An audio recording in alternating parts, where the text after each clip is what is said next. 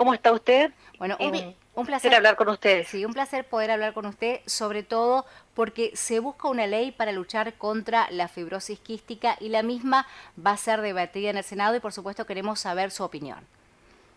Bueno, sí, la verdad que estamos bastante ansiosos, no solamente los pacientes, los padres y nosotros como personal de salud, con que se apruebe esta ley. O sea, es muy importante para todos los pacientes de toda la Argentina y, bueno, muy en especial para nuestra provincia del Chaco. Doctora, yo quiero que le explique a la audiencia qué es la fibrosis quística.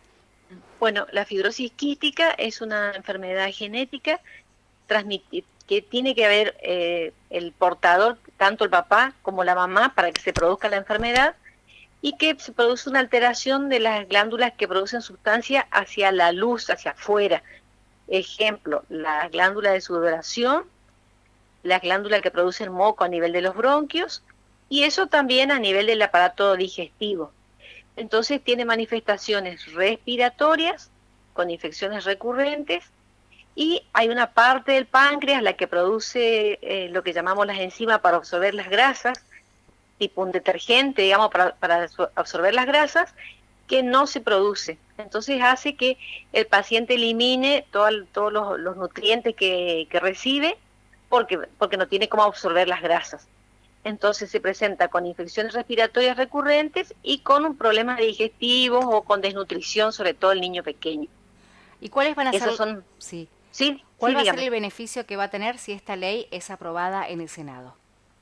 Bueno, principalmente lo que uno de los artículos de la ley es tener el certificado único de discapacidad, el CUD.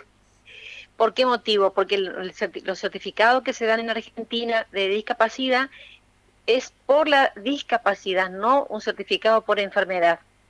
El tema es que en esta enfermedad puntualmente no hay un tratamiento curativo, entonces lo que uno hace es el diagnóstico lo más oportuno posible y tratar de evitar que haga infecciones recurrentes para que nos llegue a una enfermedad pulmonar crónica, a veces a requerimiento de trasplante o a veces a la muerte antes de llegar a edad para trasplante, que es una realidad en la Argentina. Entonces, si se da el certificado por discapacidad, tienen asegurado el tratamiento desde el día que nace y puede ser una vida totalmente normal porque si nosotros hacemos el tratamiento, evitamos que tenga todas esas complicaciones, tanto respiratorias como digestivas. Doctora, en la exposición ante el plenario fue el ministro de Salud, Ginés González García, quien cuestionó el proyecto al considerar que algunos artículos serían de imposible cumplimiento. ¿Qué opinión merece Sí, estas declaraciones? el tema es que es cierto que hoy en día están apareciendo algunos medicamentos nuevos que tratan de cambiar esa característica a nivel de la célula, digamos, donde se produce la alteración, que son en el exterior bastante onerosos. Pero la realidad es que nosotros uno de esos medicamentos que ya tenemos en Argentina está hecho por laboratorios de Argentina a precios mucho más económicos. Y lo otro es que, o sea, eso puede ser para una minoría de pacientes lo que él explicó. La mayoría de los pacientes lo que necesitan todos los días, nebulizarse para que ese moco sea más fluido y poder eliminarlo fácilmente.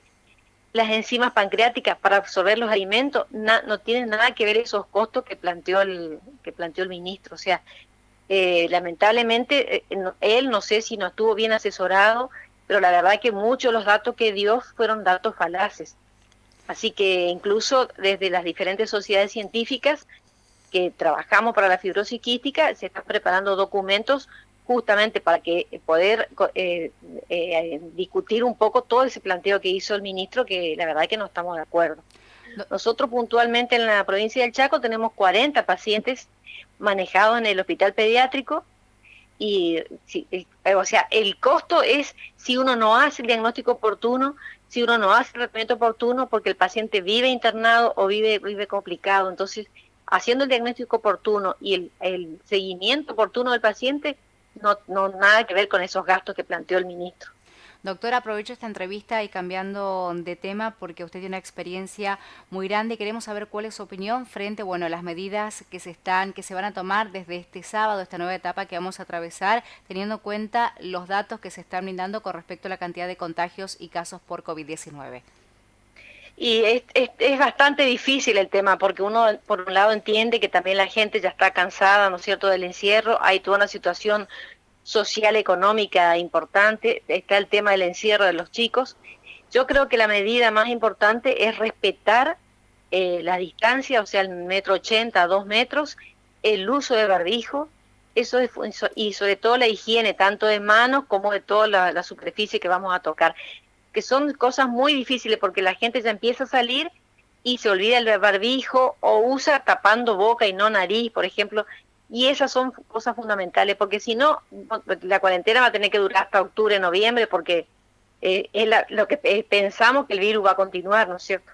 Doctora, y recuerdo hace muy poco también la entrevista y usted hizo hincapié en la vacunación para los más chiquititos. Ese cuidado debe estar presente y no hay que tener miedo de llevarlos a vacunar. Exactamente, o sea, hay un informe de la Sociedad Argentina de Pediatría a nivel país que el porcentaje de pacientes vacunados bajó muchísimo. Hablo de los calendarios normales de vacunación, así que es importante cumplirlo porque prevenimos obviamente otras enfermedades. Y en pacientes, sobre todo el menor de 1 año, requiere los controles con su pediatra de cabecera. Doctora, tengo una duda y aprovecho esta oportunidad para preguntarle, ¿los niños menores de 2 años es aconsejable que usen barbijos?